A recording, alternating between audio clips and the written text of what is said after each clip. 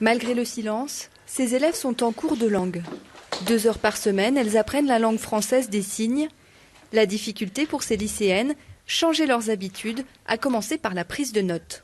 D'écrire les gestes, d'écrire la main droite en avant, ou tout décrire en détail pour que nous on puisse après réviser chez nous, quoi. Ce qui est un petit peu plus dur, c'est quand quelqu'un vient, admettons, à louper un cours.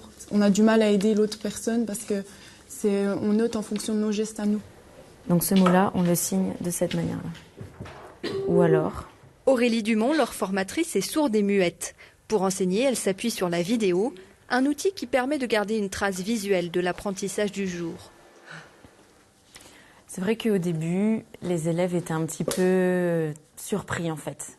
Voilà, qu'une personne sourde puisse enseigner, c'est vrai que c'était incroyable quoi. Une formatrice sourde, c'était très émouvant. Donc voilà, j'ai expliqué mon parcours, que j'étais née sourde et voilà, que ça changeait un peu le regard handicap qu'on portait sur moi. Une autre façon de briser les barrières pour ces élèves qui découvrent pour la première fois le monde du handicap. Après la formation, la plupart exerceront des métiers tournés vers l'autre.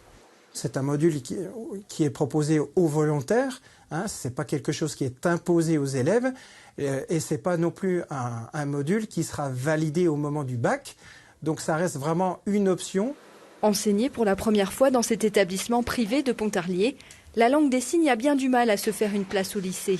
Dans l'académie de Besançon, aucune option langue des signes n'est proposée au bac.